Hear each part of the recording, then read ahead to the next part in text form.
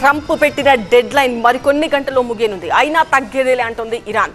మరిన్ని దాడులతో విరుచుకుపడుతోంది. దీంతో సహనం కోల్పోయిన ట్రంప్ బూతులతో విరుచుకుపడ్డాడు. ఇరాన్ విద్యుత్ ప్లాంట్లు, బ్రిడ్జ్లను టార్గెట్ చేస్తామని హెచ్చరించారు. మరి రానున్న 24 గంటల్లో ఏం జరగనుంది? ఇరాన్ ఏది కోరుకుంటోందో 48 గంటల్లో తేల్చుకోవాలని డెడ్ లైన్ విధించారు ట్రంప్. 48 గంటల్లోగా హర్మూజ్ను తెరవడమో, ఒప్పందానికి రావడమో జరగకపోతే విధ్వంసకర పరిణామాలు ఎదుర్కొనేందుకు సిద్ధపడాలని ఇరాన్ను హెచ్చరించారు. తాను ఇప్పటికే ఇచ్చిన 10 రోజుల గడువు ముగుస్తోందన్న ట్రంప్, మీరు ప్రళయాన్ని, నరకాన్ని చూడటానికి మిగిలింది 2 రోజులే అని సోషల్ మీడియాలో తేల్చి చెప్పారు. అయితే ట్రంప్ హెచ్చరికలను లైట్ తీసుకుంది ఇరాన్. తనపై అమెరికా బెదిరింపులు పనిచేయవని తేల్చి చెప్పింది.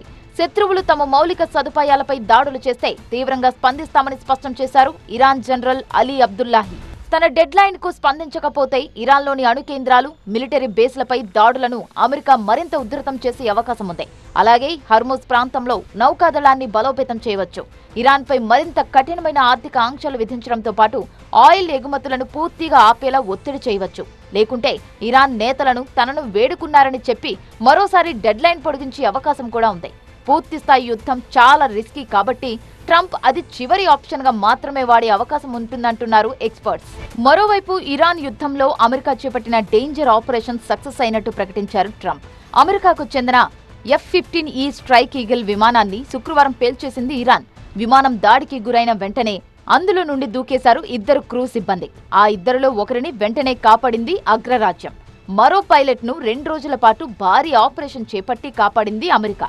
అమెరికా చరిత్రలోనే ఇది సాహసోపేత రెస్క్యూ ఆపరేషన్ అన్నారు ట్రంప్. శత్రువు భూభాగంలో ఇలాంటి పరిస్థితుల్లో తమ సైనికుణ్ణి కాపాడుకోవడం మిలిటరీ చరిత్రలో తొలిసారి అన్నారు ట్రంప్.